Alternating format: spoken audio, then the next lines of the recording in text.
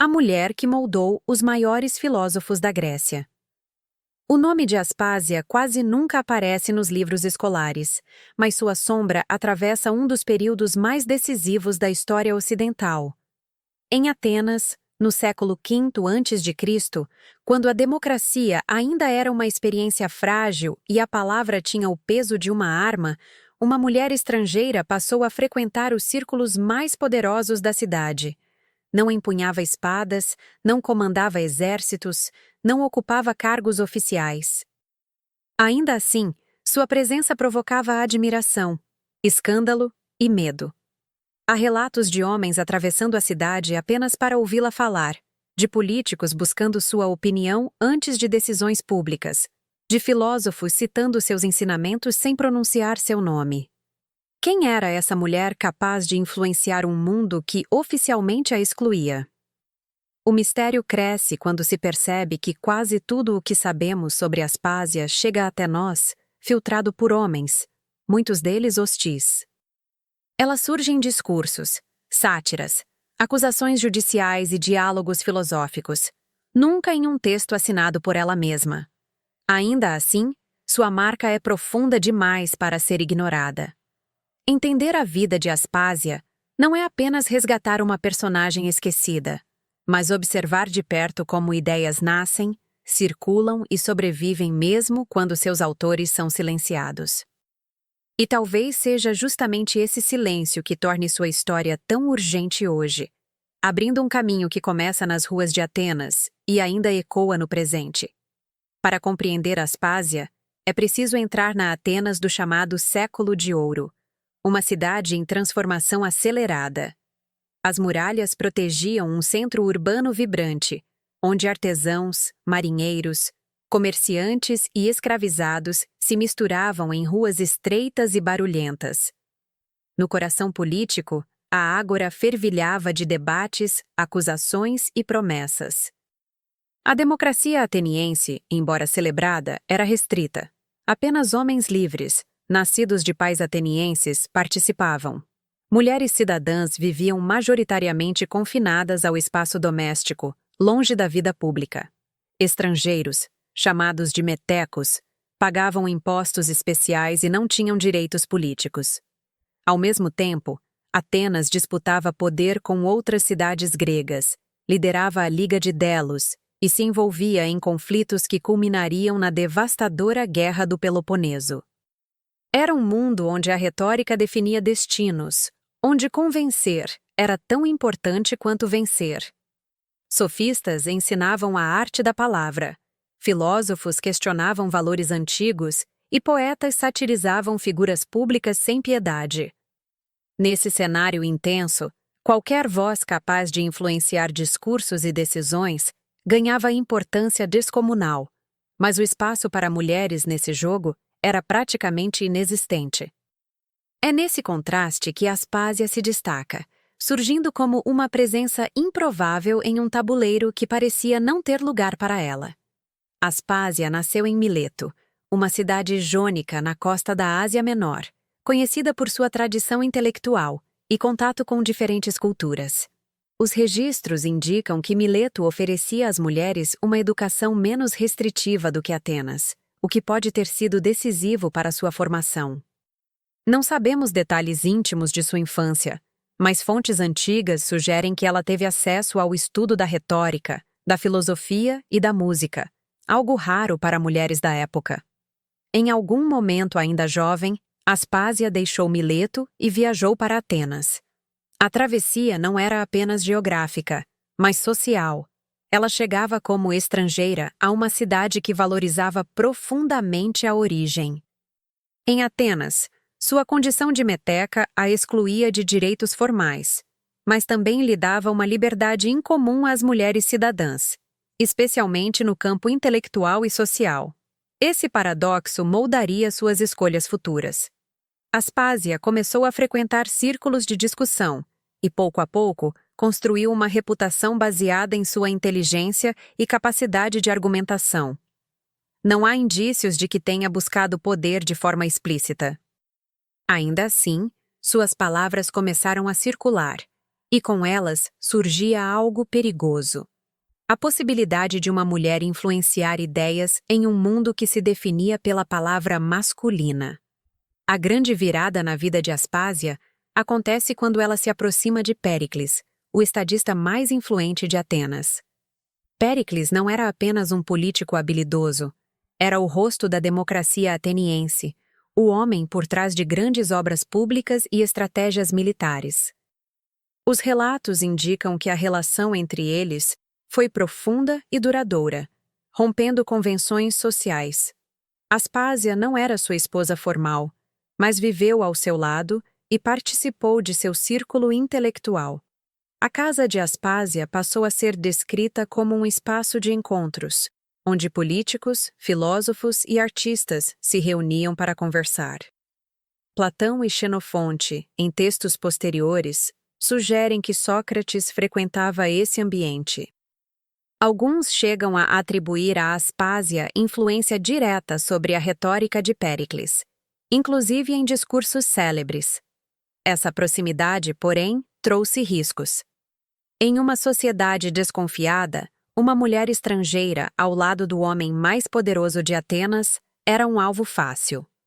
Logo, Aspásia passou a ser atacada em comédias e acusações públicas, pintada ora como cortesã manipuladora, ora como ameaça moral. Ainda assim, ela permaneceu, sustentando sua posição em meio à hostilidade crescente, como se soubesse que aquele era apenas o começo.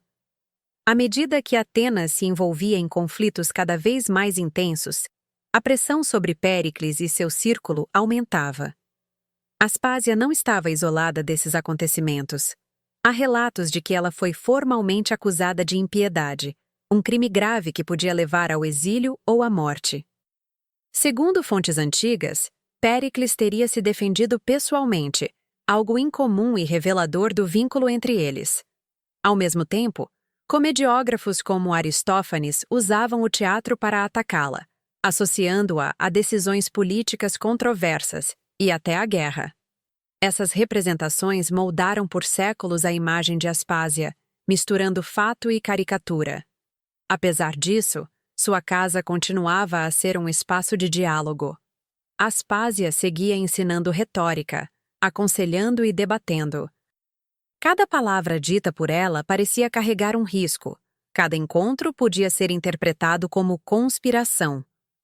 Ainda assim, ela persistia. Não havia garantias de proteção em um mundo onde reputações eram destruídas em praça pública. A escalada de tensões políticas e pessoais tornava sua posição cada vez mais frágil, preparando o terreno para o momento em que seu nome ficaria definitivamente ligado à história. O feito mais duradouro de Aspásia não é um evento isolado, mas um processo contínuo. Sua atuação como intelectual e formadora de discursos em Atenas. Platão, no diálogo menexeno, apresenta Aspásia como professora de retórica, capaz de ensinar até mesmo Sócrates a compor um discurso fúnebre. Embora o texto tenha tom irônico, ele sugere algo significativo. A ideia de que Aspásia dominava a arte da palavra em nível excepcional. Em uma cidade onde discursos moldavam políticas, isso era poder real. Não há textos escritos por ela, mas há ecos de sua influência nos discursos atribuídos a Péricles, conhecidos pela clareza e força persuasiva. Aspásia não falava na assembleia, mas suas ideias podiam chegar lá por outras vozes. Esse tipo de influência indireta exigia precisão, timing e coragem. Bastava um erro para reforçar as acusações contra ela. Ainda assim, ela continuou, moldando ideias em silêncio relativo, como alguém que constrói uma ponte invisível entre pensamento e ação. Esse feito, invisível e difícil de medir, é justamente o que torna sua história tão complexa. A reação do mundo ateniense à presença de Aspásia foi ambígua.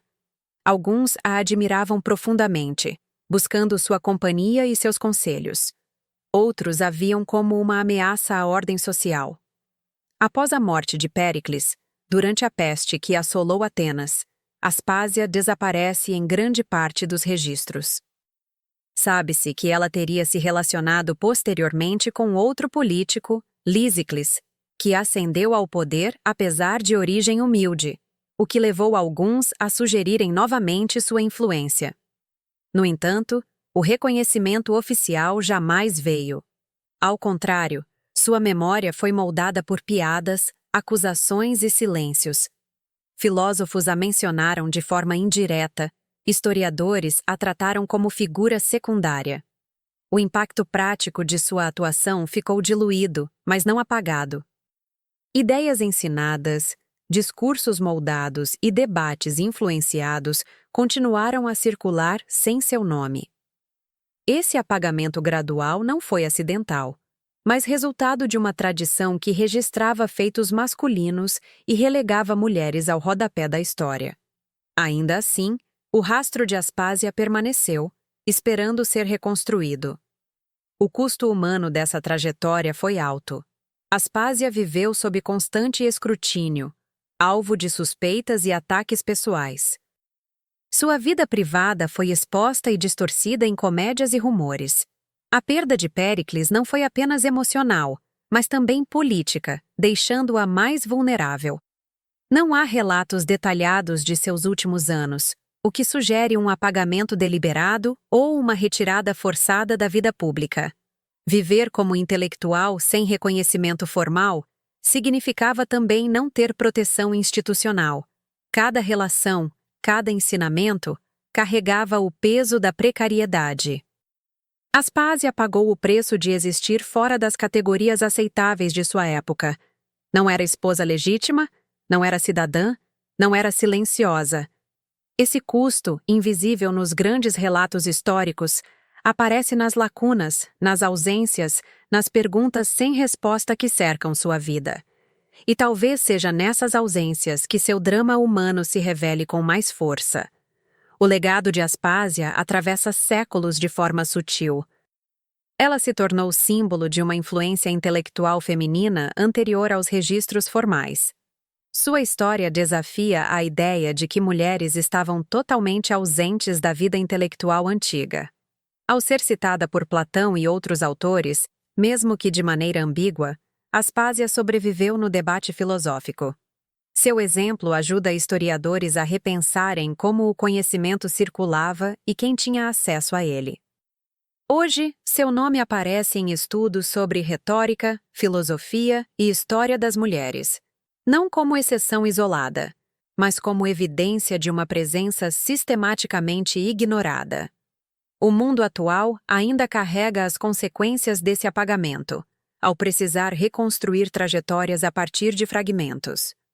Aspásia nos lembra que a ausência de registros não significa ausência de ação. E essa percepção muda a forma como olhamos para o passado e para o presente. A vida de Aspásia não oferece finais claros nem conclusões confortáveis. Ela nos deixa com perguntas. Quantas ideias moldaram o mundo sem assinatura? Quantas vozes foram ouvidas apenas por quem estava disposto a escutar? Ao atravessar sua história, percebemos que o poder nem sempre se manifesta de forma visível. Às vezes, ele se esconde em conversas, em ensinamentos transmitidos, em discursos proferidos por outros. Aspásia viveu em um mundo que não estava preparado para registrá-la plenamente, mas não conseguiu apagá-la por completo. Resgatar sua trajetória é mais do que um exercício histórico, é um convite à atenção. Atenção às margens, aos silêncios, às figuras que aparecem apenas de relance nos relatos oficiais. Se essa história te fez olhar o passado com outros olhos, vale a pena continuar explorando essas vidas que ficaram à sombra. Inscreva-se no canal Mulheres Apagadas da História e siga conosco nessa jornada de reconstrução, porque cada nome recuperado amplia nossa compreensão do mundo que herdamos.